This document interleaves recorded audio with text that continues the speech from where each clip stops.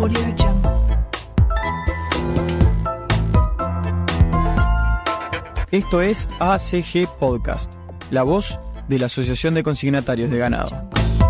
Este podcast es presentado por Laboratorios Microzules, en Uruguay, el mayor exportador de productos agroveterinarios.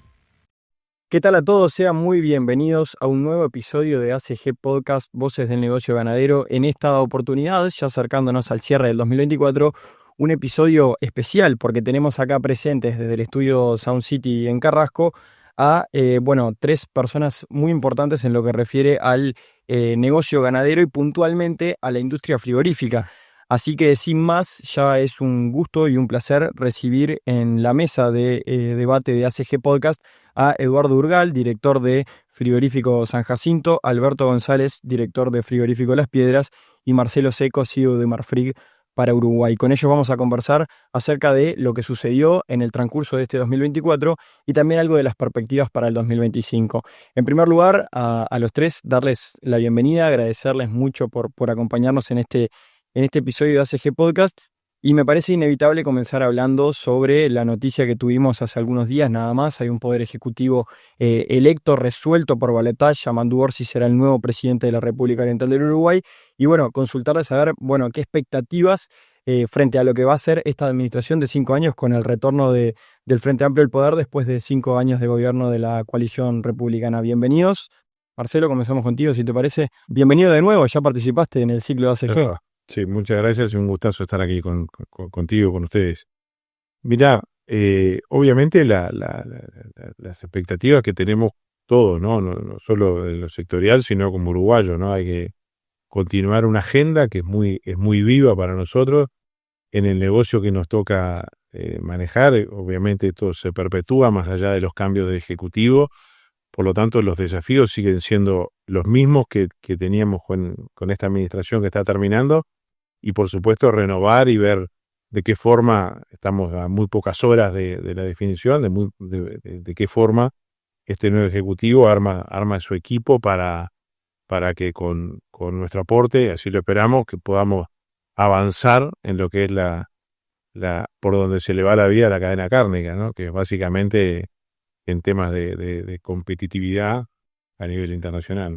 Entiendo expectativa también por conocer de forma oficial al menos los nombres de quienes estarán en el gabinete, en los ministerios que más repercuten en el negocio, caso Ministerio de Ganadería, Cancillería, Ministerio de Trabajo. Sí, siempre es importante conocerlo más allá de el equipo de gobierno en sí, ¿no? Para conocer un poco los interlocutores, pero en esas cosas parece que hay que darle tiempo al tiempo. Hay todavía un ejecutivo funcionando por algunos meses más y lo que sí es importante es que darle continuidad a la agenda de los temas importantes, ¿no? Bien, Eduardo Urgal, bienvenido, gracias por acompañarnos en ACG Podcast y ¿con qué expectativas se ve estos próximos 5 años del Uruguay? Un gusto, Hernán, y gracias por la invitación. A ver, lo primero es felicitar al nuevo equipo que entra en el Ejecutivo, que no tiene ni más ni menos que la responsabilidad que administrar los recursos de un país, que en definitiva son lo que construyen o destruyen su futuro. Así que en ese sentido, desearle el mejor de los éxitos, que en buena parte o en buena medida el éxito de su administración va a ser el nuestro. Claro.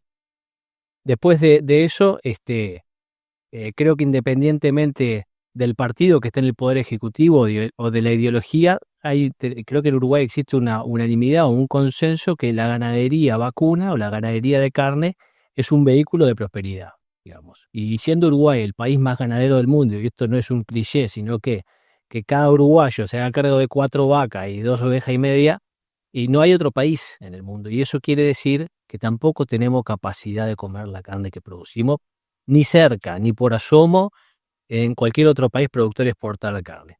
Así que país más ganadero del mundo, que necesita ver a los mercados de exportación, y creo que en eso, en definitiva, toco con lo que decía Marcelo, continuar una agenda de acceso es fundamental para convertir y para establecer y para mantener a la carne como un vehículo de prosperidad para nuestro país. Gracias, Eduardo. Alberto González, director de Frigorífico Las Piedras. Bienvenido, Alberto. Muchas gracias, Hernán. ¿Con qué expectativas? Muchas gracias por la invitación. Y las expectativas lógicas, uno siempre tiene que tratar de mirar las cosas con optimismo. Hay en materia, yo diría, de tratamiento para la ganadería, hay cosas que exceden, traspasan los diferentes gobiernos de turno. Pienso que son cuestiones de Estado. Nosotros sabemos y tenemos, yo diría, fortalezas como complejo cárnico, y tenemos debilidades. Debilidades, como decía Marcelo, y las fortalezas que decía Eduardo. Debilidades son dotarnos de competitividad, y no solo competitividad en cuanto a lo que puede ser la variación del dólar o ese tipo de cosas. Competitividad también se obtiene con volumen, por ejemplo. Nosotros no tenemos o tendríamos que desarrollar un trabajo de común acuerdo con las autoridades de gobierno para estimular la producción. Eso me parece que es una herramienta muy importante para el crecimiento de todo el complejo cárnico. Otra gran debilidad que tenemos es la penetración en los diferentes mercados. Por lo tanto, debiera seguir trabajando en esa línea. Por eso decía que es una política de Estado, porque en los últimos 4 gobiernos, desde el año 2015 para acá, se ha notado la posibilidad de querer y de acceder a nuevos mercados con mejoras arancelarias, con la posibilidad de tener mercados de productos, una canasta de productos mucho más completa. Se ha logrado algo y falta mucho por lograr. Quiere decir que ese trabajo que tenemos que seguir realizando como Estado, me parece que sería muy importante lograrlo para esta futura administración. Para ir entrando ya en los propios temas del negocio, voy a ir aportando algunas preguntas. Son para los tres, así que es indistinto quién vaya respondiendo, y bienvenido sea también comentarios entre sí. Algunos datos para el estado de situación actual. La faena fue encima de 53.000 cabezas la última semana, el novillo pisando los $4, y según algunos datos que estuve justamente mirando DINAC al preparar esta entrevista, la composición de mercados del acumulado de este 2024 marca aproximadamente un 32% a China, un 29% a Estados Unidos, México y Canadá, y un 27% a la Unión Europea. La pregunta es, ¿cómo analizan el cierre de este 2024? Alberto. Muy dinámico, ¿no? Y mucho más equilibrado que 2023. Exacto. ¿China es la explicación de eso? Perdón. No, dale. No, pero a ver, si yo tengo una canasta de destinos repartida en tercios, no es lo mismo que tener una canasta de destinos repartida en un 70%, Claro. 60%. Un mercado ya se transforma en un monomercado. Hoy estamos gozando de penetración en mercados mucho más equilibrada que en el año 2023. Y esperamos que eso continúe. La forma que tiene de continuar no es solo cuando los mercados están en una situación o coyuntura económica y comercial como la está Estados Unidos hoy, que tiene, todos sabemos, un valor de la hacienda muy, muy alto, y eso ha permitido que creciera, que tenemos una economía china que no termina de dejar contento al mundo diciendo que tiene que crecer a un 5%, pero no crece más de un 2 y de un 3%. Quiere decir que eso ha contribuido a que se equipararan esos 3 principales actores. Para nosotros es muy satisfactorio. Hace un tiempo eso era un desafío de la cadena cárnica y se va logrando, entonces. Creo que es una coyuntura. Bien. Eduardo. No, en la misma línea. Yo creo que ahí Alberto decía, estamos gozando de mercados mucho más equilibrados, o sea, tenemos una cartera de clientes que con menos exposición de riesgo, porque es por tercios, y yo diría que el año se se caracteriza por estabilidad, o sea, estabilidad que la marca la actividad, porque si bien tuvimos faenas de 35 o 38 mil cabezas, no tuvimos menos de eso, y tuvimos muchas semanas de faenas por encima de 42, 45 mil cabezas. Tenemos un nivel de actividad que es muy similar al del año pasado. Tenemos un nivel o una caricia del clima que nos viene acompañando y tenemos una variación de precios que de punta a punta yo creo que no supera el 10%, que 10% es mucho, pero en este negocio sabemos que no es tanto, con lo cual 10%, cuando digo 10%, hablo del valor de la hacienda y de la carne exportada. Bien, Y sí. de la carne exportada arbitrando con el valor de la hacienda. Entonces, tener una exposición de riesgo no tan jugada a un solo mercado, cosa que veníamos viendo en China en los años anteriores. Tener un nivel de actividad y de clima que acompaña, además de ser bueno, también empieza a desnudar o empieza a demandar que las características genuinas de competitividad afloren, porque el negocio pasa a depender de tus verdaderas ventajas competitivas y no tanto de lo que a veces te regala una coyuntura que puede ser favorable en precios. Yo coincido con Alberto que esto no es un logro ni un producto de una estrategia comercial, sino que es una coyuntura que se ha dado así. Hay que ver cómo se acomoda la demanda en el futuro. Pero que sin duda, en el caso personal, es el que más me gusta. O sea, tener la estabilidad de poder proyectar un nivel de actividad y de relaciones comerciales que no se vean afectadas por ventajas competitivas de turno es clave. Vos fíjate lo que era la situación, y seguramente Marcelo podrá aportar más información, en Brasil de comienzos de año, la que está ahora. O sea, ese 10% que yo te estoy diciendo de punta a punta, en Brasil debe ser 25 o 30%, Sí. si no me quedo corto. Digamos, y nosotros contra eso competimos. Entonces, ir acomodando el cuerpo contra eso es complejo. Estabilidad en lo comercial y en la actividad, fantástico. Estabilidad, y acá voy a hacer en lo que es acceso, que es el primer punto, y bueno, es algo malo, digamos, ¿no? En lo comercial puede ser bueno, en lo industrial puede ser muy bueno, en lo productivo fantástico, si estamos confortables. En el avance de esa agenda de acceso al mercado es inconveniente, porque sin lugar a duda me atrevería a afirmar que nuestros competidores avanzaron más que nosotros. Y eso es una desventaja. Y agrego un elemento que creo que vamos a estar todos de acuerdo, con unos competidores que a su vez mejoraron su cartera de acceso. En lo sanitario, en lo arancelario, hemos visto la relación muy cercana de Brasil con China, hemos visto la agenda de cambio en Argentina. Hoy en estas semanas, en las ferias que han pasado, la presencia argentina es otra, los volúmenes son otros, o sea, los competidores también juegan, el acceso de Paraguay al NAFTA. Por eso volvemos al principio, ¿no? Qué importante que es mantener, más allá de los cambios de ejecutivo, mantener la agenda viva que nos permita jugar buscar esos equilibrios que tan importantes son, pensando en dar señales, ¿no? Para toda la cadena, ¿no? No hubo solamente elecciones en Uruguay. También hace algunos días conocimos que Donald Trump vuelve al poder en Estados Unidos, y eso ha generado una gran expectativa también en lo que puede referir con un nuevo capítulo de la guerra comercial con China, cambios en lo que son algunas alianzas o tensiones geopolíticas a nivel del mundo.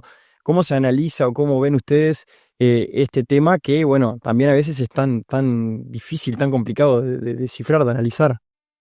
Sí, yo creo que excede un poco a nuestra capacidad, por lo menos a la mía en lo personal.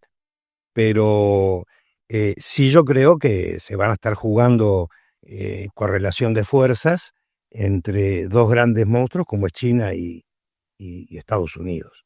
Y en esa correlación de fuerzas hay que ver cómo podemos nosotros insertarnos, que sería lo lógico. Que no, por supuesto que no podemos ni hacer nada por esa pulseada.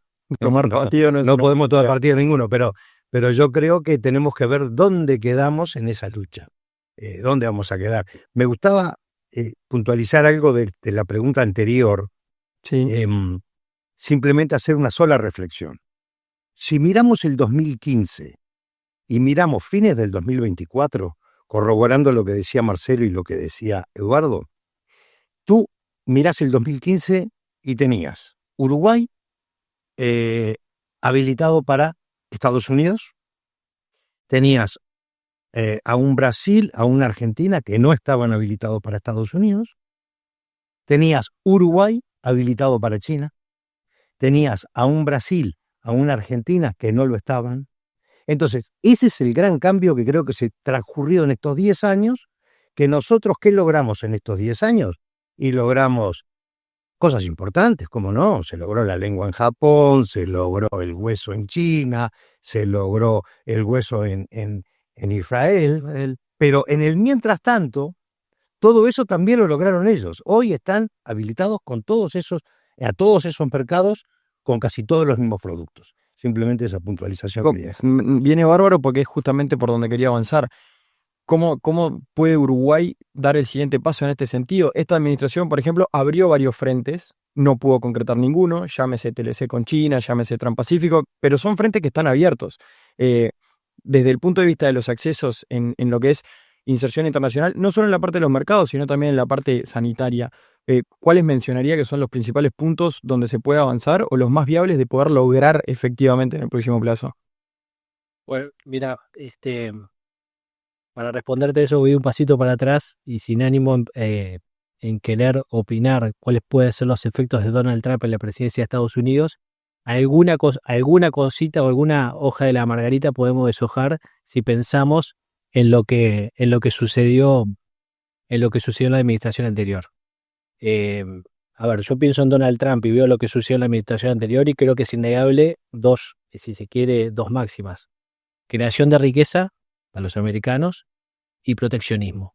O sea, ahí tenemos una pista que puede ser como algo bueno y otra que puede ser algo malo. Después mirás para este lado del mundo y para no hablar de los actuales administradores del Poder Ejecutivo ni de los que vienen, hablemos del vecino y de esa relación que vemos en Twitter con Milei, por ejemplo, y cómo puede afectar eso y si eso es favorable para nosotros o puede ser inconveniente, porque nosotros teóricamente se nos pasó el tren del TLC con Estados Unidos. ¿Y será que lo tiene Argentina? ¿Será que puede arrastrar el Mercosur? O sea, ahí creo que se abre un capítulo que para el momento de la carne de Estados Unidos podría llegar a ser conveniente. Después, evidentemente, lo que decía Alberto, nosotros necesitamos volumen y la valorización no va solamente en precios, sino también en rotación. O sea, en la medida que seamos capaces de tener una extracción en kilos faenados que aumente en función del inventario que tenemos, vamos a ser más eficientes. Y eso además lo acompañamos de precios, fantástico. Pero la batalla del país, que por supuesto que no la queremos dejar, pero de a poco la vamos reconociendo, no vamos a ser el país más barato del barrio. Tenemos claro que Paraguay va a ser más barato, que Brasil va a ser más barato y que Argentina por momentos podrá ser más caro, pero generalmente es más barato. Entonces, nosotros tenemos que desarrollar las capacidades genuinas que son, en la medida también de lo que decía Alberto, estimular la producción, tener más kilos por res faenada y mejor acceso a mercados. Y esa agenda que en los últimos 5 años perdimos pie, tenemos que recuperarla. Será a través de aranceles y será a través de acuerdos sanitarios, pero de alguna manera tenemos que recuperarla. Si vamos para ir agregando datos a la conversación, si vamos a lo que es la parte productiva acá en Uruguay, bueno, hay algunos conceptos que ya son repetidos en el tiempo, poder estabilizar una producción de terneros que no te varíe tanto de un año al otro por cuestiones climáticas por encima de los 3 millones, una tasa de extracción más alta, la intensificación también de muchos sistemas, en lo que entiendo que también el Corral ha colaborado de una forma importante. Porteras adentro, por ejemplo, Marcelo, lo que nosotros podemos hacer para ser más competitivos, ¿por qué lado va? Y cómo ves ese tema de poder apretar un poco el acelerador en la parte productiva, ¿no? Lo veo como una necesidad, ¿no? Eso lo primero. Y paréntesis de la pregunta anterior, hoy en el mercado, a casi 2 meses mes y medio de asunción de Trump, hay una incertidumbre sobre el tema biocombustible y eso empieza a pegar hoy en el valor de los productos grasos. Claro. O sea, es una agenda, la agenda está hipercomunicada, pero volvamos al país. Primero que Uruguay ha crecido, ¿no? Ha crecido, obviamente la ganadería ha relegado área, se ha combinado con la agricultura, se han hecho muchas cosas, nos queda un gap importantísimo para crecer.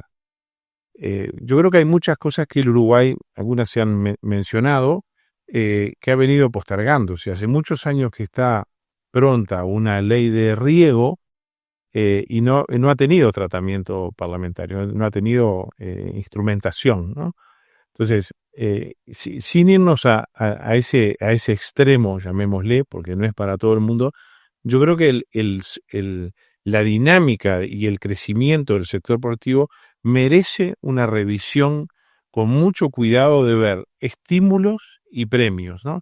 El mejor premio que obviamente todos podemos generar y que es parte del trabajo nuestro es generar valor y transmitir ese valor, que es parte de lo que hacemos y es parte de esa dinámica de precios que en el país se da y que se lee perfectamente, ¿no?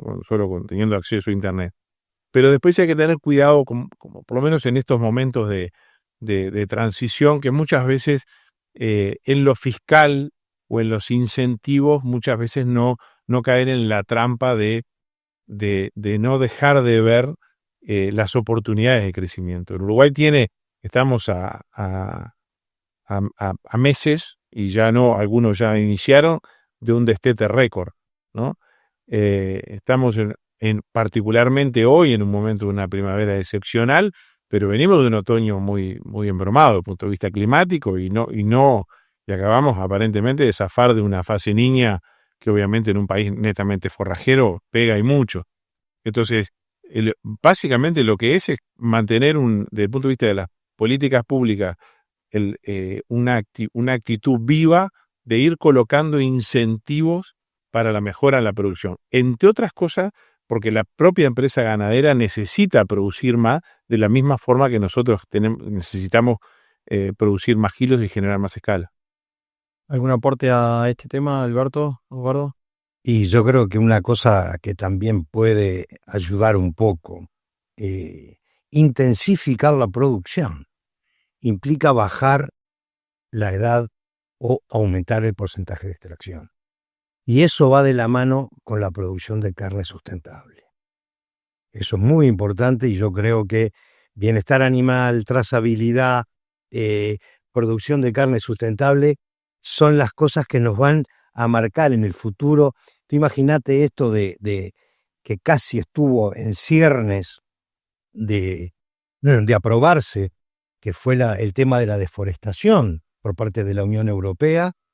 Yo creo que eso hubiera sido quizás un gran, si bien era una traba no arancelaria, indudable, pero hubiera sido una catapulta para la producción de carne del Uruguay con respecto a los demás países de la región. ¿Por qué? Y porque tenemos un instrumento como la trazabilidad obligatoria e individual que nadie lo tiene. Y bueno, porque aparte todos sabemos de la política de deforestación en el país que data de 45, 50 años atrás, así que nada, basta. Uruguay estaba mejor posicionado.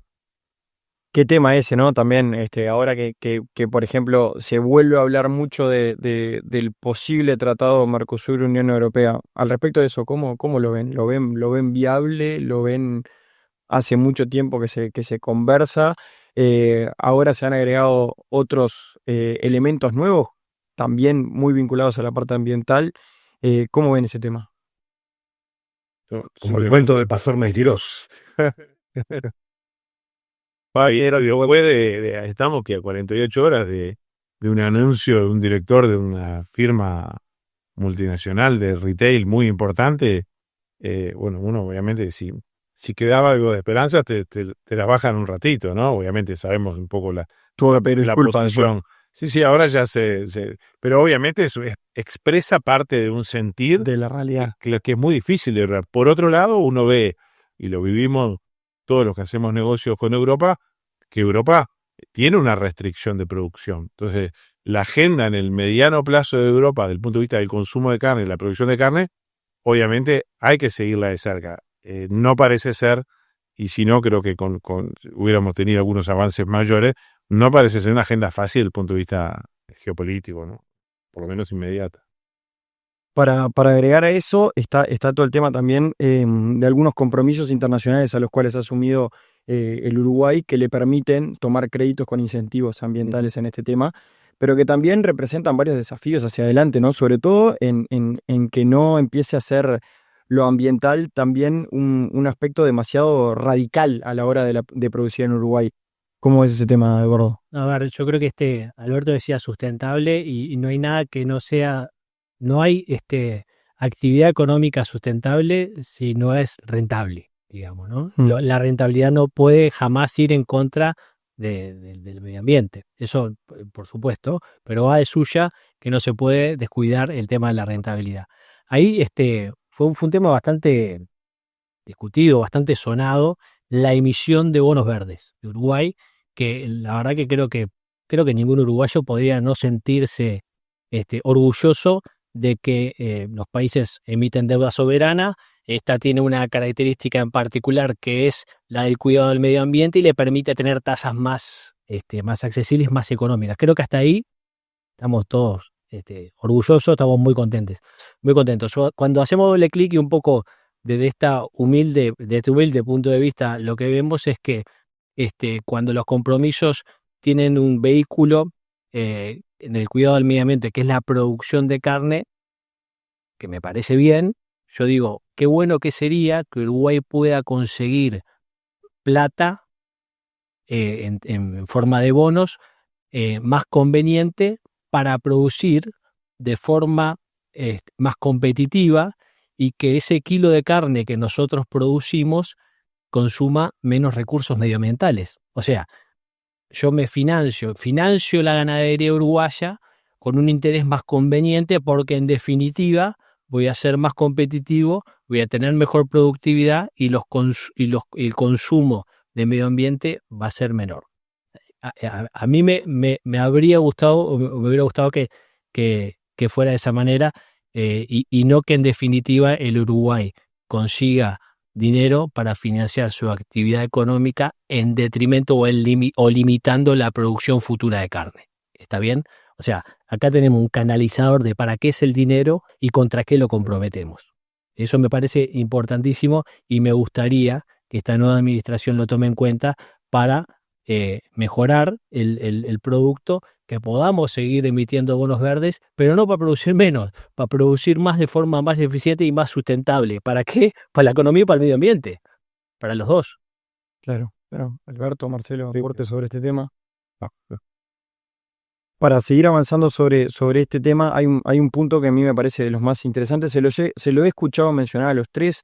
Recuerdo una exposición también bien interesante que hacías tú, Alberto, en la conferencia de este año de la Industria Responde del país ICARBE, que es el desafío de Uruguay de valorizar la tonelada de carne exportada.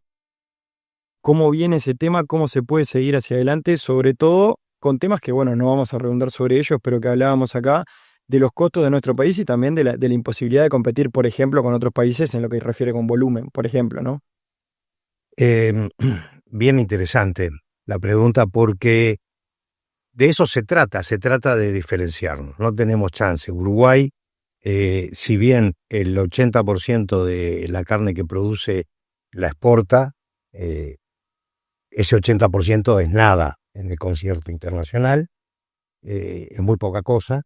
Por lo tanto, si tenemos la necesidad de seguir el commodity, vamos muy mal, porque no movemos la aguja de nada. Entonces, ¿por qué lado tenemos que ir nosotros? Por el lado de diferenciación. La diferenciación hoy se destaca sobremanera en atributos del producto, y esos atributos son mensurables, es decir, existen certificadoras que hoy estamos produciendo. Uruguay está produciendo carne Never, carne orgánica, carne certificada sustentable. Hay muchas certificaciones que están avalando y dando crédito a ese tipo de producto que el mundo es lo que está pidiendo. Quiere decir que para mí, sin ningún lugar a duda, esas 400.000, ojalá se transformen en 500.000 toneladas de carne, como fue en algún momento, 550.000 toneladas de carne de saldo exportable, se puedan exportar todas ellas bajo la sombra de un atributo. Ahí lo mencionabas, por ejemplo, vos, Eduardo, rotación y precio. Venimos acá hacia el lado del precio y también para agregar a la conversación, por ejemplo, la salida de Uruguay de la cuota 481 también como que desafía un poco a poder encontrar algunos otros nichos de mercado de alto valor. A ver, sí, la salida en realidad, la cuota 481 se va ajustando para todos los proveedores, digamos, y en la medida que sea para todos igual, es una pérdida de competitividad, pero que en definitiva no genera ventaja PLT, ahí, claro. Yo creo que a mí la valorización, cuando hablamos de valor, estamos hablando de creación de renta, me parece. Creo que no debemos quedarnos solo con el precio, porque es una parte de la película. La otra es la rotación, y el resultado, en definitiva, es margen por rotación. Después veremos cómo se reparte la torta, y en Uruguay hay herramientas que demuestran que se reparte de forma perfecta, pero en definitiva, resultado, margen por rotación. Y en ese sentido, ahí Alberto hablaba de un menú de características de carne que hoy demanda el mundo. Yo creo que cada uno no puede ser todo, digamos, ¿no? Y ahí hablando como privado y como país. Uno puede ser todo. Uno puede ser productor de carne y exportador de ganado en pie. Por lo menos no puede ser esa tu estrategia. ¿Está bien? Yo no digo que no debemos exportar ganado en pie. Pero en la medida que nosotros no tengamos una definición clara de qué somos y hacia dónde vamos, podemos estar hipotecando futuro a cambio de felicidad de corto plazo. Porque los desequilibrios que muchas veces nosotros vemos que se generan en esa transferencia casi perfecta que tenemos en Uruguay, en algún momento los pagamos. Y alguno en la cadena lo paga. Por un momento lo paga la industria, por un momento lo paga el invernador, por un momento lo paga el criador. Digo que es algo que tenemos que poner atención, y me parece que medidas arbitrarias, restrictivas, tampoco son buenas. Me parece fantástico que tengamos un país que defienda el libre mercado, pero el Ejecutivo debe poner atención en las cosas que están pasando y cómo se dan las relaciones de precio, para que no sea una alegría de corto plazo y una tristeza en el futuro.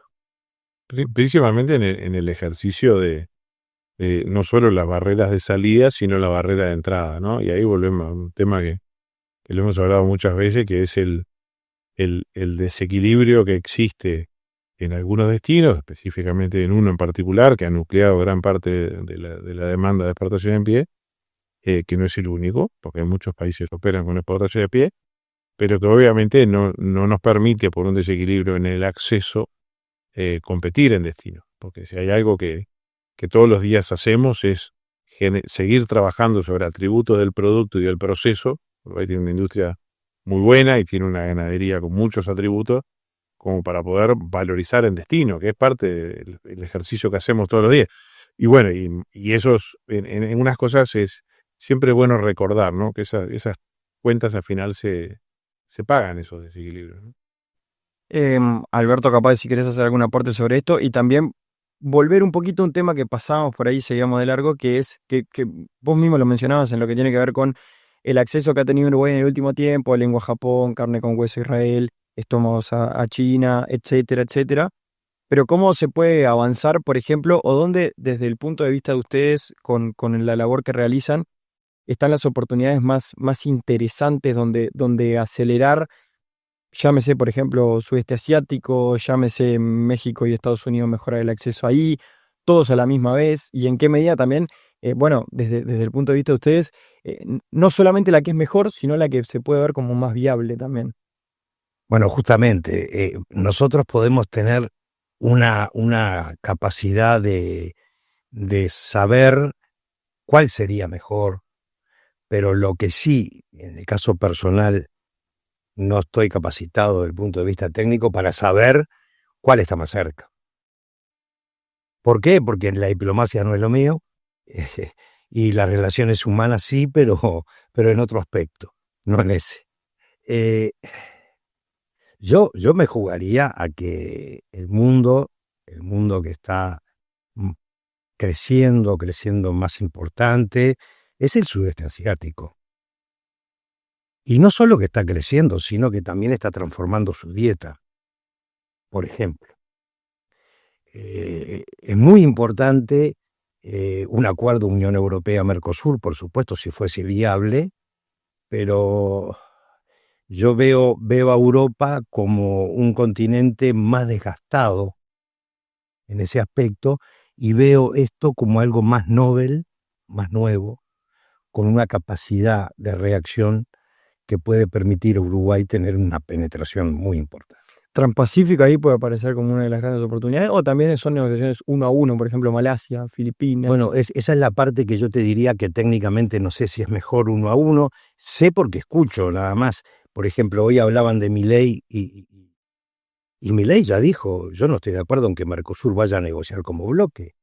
Yo pienso que tenemos que tener una inserción individual.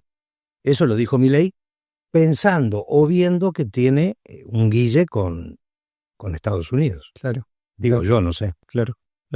Eduardo. No, a ver, para tratar de simplificar un tema que tampoco es que podamos dominarlo, pero yo creo que el acceso tiene 3 grandes avenidas por recorrer, por lo menos en la agenda uruguaya. La geográfica, la sanitaria, la arancelaria. En la geográfica, claramente lo que queda es el sudeste asiático, que teóricamente no debiera estar lejos. ¿Está bien? En la sanitaria, el hueso. O sea, nosotros accedemos con hueso a pocos mercados de los que tenemos con exportación. Y el consumo de la carne con hueso en el mundo, culturalmente, es muy popular. Sobre todo en el ovino. Sí, claro. ¿Bien? ahí hay Sobre todo en el desafío. ovino. Y la arancelaria es toda la que tiene que ver en la restrictiva con el Mercosur. Que tampoco quiere decir vayamos contra el Mercosur, porque a veces nos ponemos también muy extremistas y queremos salir del Mercosur y vemos solo una parte en la película, pero en definitiva yo creo que hay que hacer doble clic, por supuesto, pero en lo geográfico sudeste asiático, en lo sanitario hueso y sobre todo en el ovino y en lo arancelario son todas las limitantes que hemos tenido desde el punto de vista del Mercosur. Y si no querés ver el Mercosur, bueno, veamos cuál es el acceso que tiene, por ejemplo, los países que nos queremos parecer, sobre todo los de Oceanía, y notamos que tenemos diferencias importantísimas en términos arancelarios. Sea el vehículo del tratado del Tratado del Pacífico, o sea por el 1 a 1, como lo que está logrando Australia con Inglaterra, ¿no? Marcelo. No, yo creo que siempre es bueno repasar el ejercicio del mundo, en dónde son las zonas, en este caso la carne, pero en dónde son las zonas que están aptas para producir alimentos en forma competitiva, en este caso carne, los lugares con pastura natural, con atributos y obviamente también con un balance, en el caso nuestro, un balance muy forzado que es la necesidad de exportar. Entonces, colocar eso en agenda y por otro lado uno ve demanda y por sobre todas las cosas demanda diferenciada, ¿no? Como decía Alberto, Eduardo, nosotros, el segmento de nicho es parte del crecimiento del Uruguay y la diferenciación es parte de la agenda. Entonces, ahí también se nos va la vida. Entonces, sobre eso cargarla, sobre una agenda geopolítica que obviamente tampoco estoy en condiciones de poder, más allá de leer lo que pueda leer y escuchar lo que pueda escuchar. Ya para acercarnos a la recta final de esta mesa de debate, agradeciendo obviamente el tiempo dedicado de ustedes, ¿cómo ven el 2025? Al menos en lo que refiere por un lado, lo que han podido ver en distintos viajes que han realizado este año, como ferias internacionales y distintas misiones, y por otro lado también la composición de lo que puede suceder con un panorama en el cual, como mencionaban, aparentemente vamos a tener una producción de terneros muy buena, una entrada al verano climáticamente muy favorable, creo que también muy favorable, sobre todo con el anterior recuerdo que tenemos, ¿no? Que bueno, que en ese sentido siempre es bienvenido. ¿Con qué expectativas se arranca el 2025? ¿Eduardo? No, a ver, podemos tirar algunas líneas muy, muy generales. En términos de volumen de faena, creo que si no le ponemos combustible a la máquina, vamos a tener un deterioro. Y eso es malo, digamos. Hoy ya estamos viendo que el 2024 en términos de volumen va a ser muy similar al 2023 y menor al 2022. El 2025, y bueno, yo creo que se va a pasar el peor de los 3, digamos. ¿No? De 2022, 2023, 2024, 2024, ¿qué esperas para el 2025? Y bueno, el menor de los números, teniendo en contrapartida, en términos de precio, no el 2022, que fue algo totalmente salido de extraordinario, pero no debiera ser el 2023, debiera ser algo más bien parecido al 2024. O sea, en términos de precio, demanda y diversificación de mercados, como decía también Alberto hoy, creo que vemos buenas señales. En términos de volumen para capturar, en definitiva, esa renta, y bueno, vamos a estar más debilitados. Y en eso no se puede ser contrafáctico, pero qué bien le harían para el 2025 los novillos que se fueron en pie el 2024 y 2023. Marcelo, Alberto, aportes a este tema. Compartir absolutamente lo de Eduardo. Como todo, tenemos desafíos, vemos oportunidades. Como gran desafío es cómo cómo podemos hacer para mantener el nivel de actividad o mejorarlo. Bueno, con el rodeo que tenemos, según datos de DICOSE, con la extracción que ha habido en el año 2024, los pronósticos son de que nuestra actividad se vea deteriorada. Actividad deteriorada, rentabilidad deteriorada, menos competitividad, menos eficiencia en nuestro accionar. Eso, de algún cuero salen las lonjas, no hay tutía. Así que ese es un gran debe que tenemos que pensar mucho cómo hacemos para neutralizarlo. Puede haber efectos mitigadores, pero nada más que mitigar, no vamos a curarnos. Y después, bueno, es como cuando te agarra la lluvia con el paraguas cerrado. ¿Qué vas a hacer? Vamos a tener el menor nivel de actividad en el trienio, en un momento en el cual el mercado va a estar en uno de sus puntos más lindos. En el tema precios, por ejemplo, coincidís con lo que manifestaba Eduardo de algo un poco más parecido a 2024 que a 2023, por ejemplo. Sí, absoluto, sí. Tampoco el 2022. Tampoco el 2022. No, tampoco el 2022. Bien. Marcelo. No, mirá, básicamente, por rescatar los elementos buenos, ¿no? El escenario está claro en materia de disponibilidad. Creo que hay que seguir articulando esfuerzos para acelerar.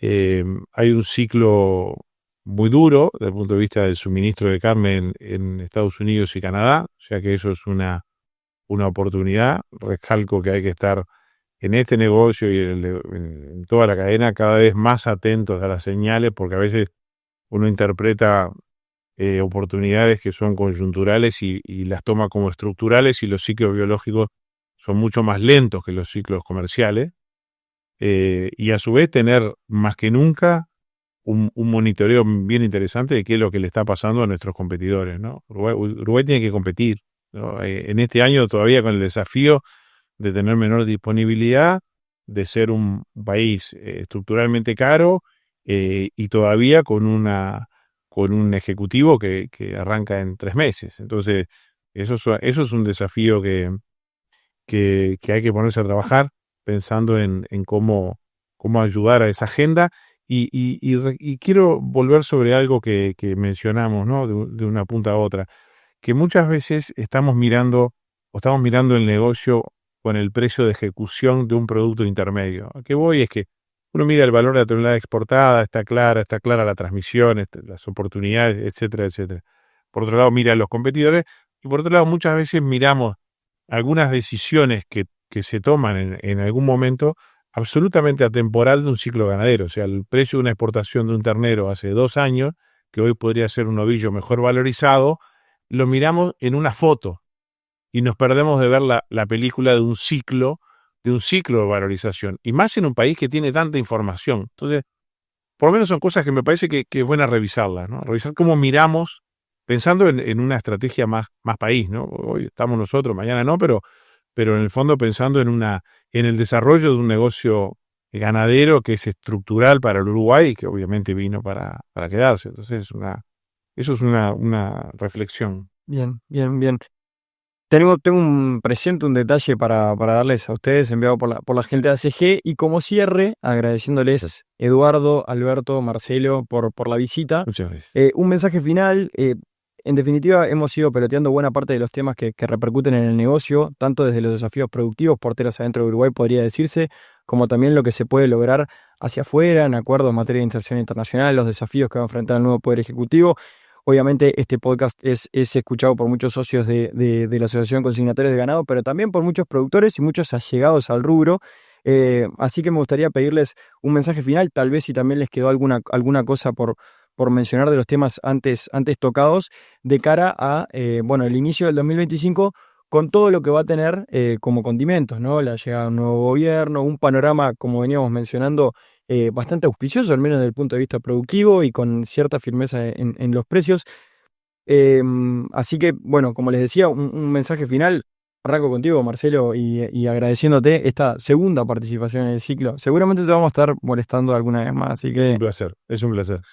No, yo soy particularmente optimista, entonces los mensajes y más después y más cerca de un cierre de año, diría que con más razón es agradecer por todo el apoyo, el esfuerzo que toda la cadena hace por mantener uno de los rubros principales de exportaciones del país, comprometer el esfuerzo de todos. Yo creo que vivimos en un país muy, muy transparente, muy, muy chico, muy genuino. Hay que mirarlo, hay que estar atento a mirar las dinámicas de los negocios. Cada vez más el mundo es más ágil, más rápido, interpretar bien las señales y por supuesto el comprometer desde el punto de vista personal y como compañía el desafío de seguir por el camino de agregar valor.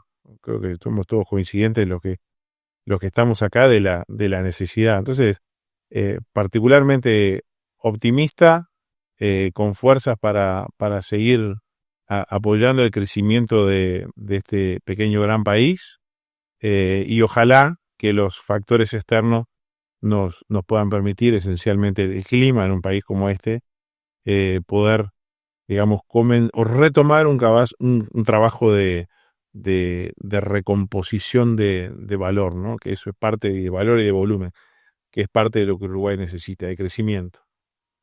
Gracias, Marcelo. Eduardo, un mensaje de cierre, agradeciéndote, por supuesto, esta participación acá presencial en la mesa de ACG. Un placer, Hernán. La verdad que no mucho más para agregar, agradecer la invitación, ya casi llegando a fin de año, desear un excelente 2025 para todos y bueno, respecto al negocio que estamos, que además que nos gusta mucho lo que hacemos, no debemos perder de vista, nosotros recién, digo, en la dinámica propia del debate surgen normalmente los reclamos, digamos, pero debemos reconocer que el Uruguay de la carne es un pilar fundamental para la creación de prosperidad de nuestro país. Entonces, en ese reconocimiento debemos reconocer a los que nos anteceden, ¿está bien? A los que están, a los que estuvieron, que fueron construyendo el país de la carne y que se debe mantener esos valores o esa visión a futuro, también sabiendo que las conquistas se hacen cada vez más finitas, digamos, ¿no? Y que los países que nos compiten, en definitiva, han logrado una agenda más dinámica que nosotros en los últimos años. Dicho eso, volver sobre la afirmación de que como país y como privados tenemos que mirar para adentro y definir qué queremos ser. Y una vez que definamos qué queremos ser, entendiendo que es lo más conveniente, crear las políticas públicas y privadas que permitan lograrlo con ese fin de creación de prosperidad. Ahí Marcelo dijo algo muy interesante, que decir, nosotros como país muchas veces... yo decía medio en broma, qué bien le harían a Uruguay los novillos esos que se fueron en pie, pero en definitiva creo que nos falta, para no ser crítico, quiero ser autocrítico y decir, ¿cómo nos faltó proyección? Porque claro, quien se lo llevó, quédese tranquilo que la hizo, esa proyección. Entonces, como país, la generación de políticas públicas, privadas, ¿qué queremos ser? No podemos ser todo, que consigamos platita barata para producir más y no producir menos, ser más competitivos y valorizar por precio y por rotación. Gracias, Eduardo. Alberto, también el agradecimiento por haber venido. Agendamos esto hace bastante tiempo y sé que viniste expresamente a esta actividad, así que gracias por acompañarnos y un mensaje final para la audiencia. Agradecerte a ti la invitación y bueno, es un placer compartir esta mesa con Marcelo, con Eduardo y contigo. Primero y ante todo, en un cierre de ejercicio, diría yo, como decía Eduardo, un final de año, mirar con optimismo el 2025. Se desprende de la charla que tuvimos. Me parece que fuimos los tres unánimes. Y aparte hay cosas que son objetivas, es decir, la carne en nuestro país tiene fortalezas innegables como producción agropecuaria. Dentro de la producción agropecuaria, decime tú o dígame alguien, ¿quién es el que tiene una cartera más diversificada que la carne? Por ejemplo, estamos yendo, uno mira las exportaciones de carne y uno ve que hay 70 países de destino. o más. Yo pregunto, ¿qué otro bien y producto agropecuario tiene Uruguay con saldo exportable con esa cartera de clientes? Nadie, ninguno. Por lo tanto, eso es una gran fortaleza que tiene el producto, la carne, que tenemos que seguirlo haciendo como lo hemos hecho toda la vida, mejorándolo, logrando un producto que sea más apetecible por el consumidor final. Y eso yo creo que tenemos más que galones ganados. Uruguay tiene la mejor genética del mundo en materia de carne. Está demostrado ya ahora que se creó estos campeonatos mundiales, y Uruguay está en el podio de los campeonatos mundiales. Eso es una realidad. Bueno, si partimos de un producto que genéticamente es el adecuado, lo manejamos con bienestar animal, con sostenibilidad, y tenemos un producto cárnico a partir de eso, no podemos fallar.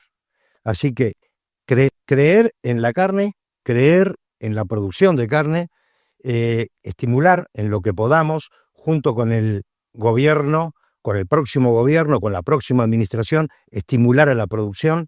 Eso me parece que son las cosas más importantes que tenemos, y mirando el medio vaso lleno, no el medio vaso vacío, que es la poca actividad, los niveles que podemos tener de actividad disminuida, que le hace mal al sector, al país y a la generación de divisas. Eduardo Urgal, director de Frigorífico San Jacinto, Alberto González, director de Frigorífico Las Piedras, Marcelo Seco, CEO de Marfrig para Uruguay. Ha sido un placer enorme tenerlos en la mesa de ACG Podcast. A ustedes los invitamos a reencontrarnos en el próximo episodio. Este podcast es presentado por Laboratorios Microsules, en Uruguay, el mayor exportador de productos agroveterinarios.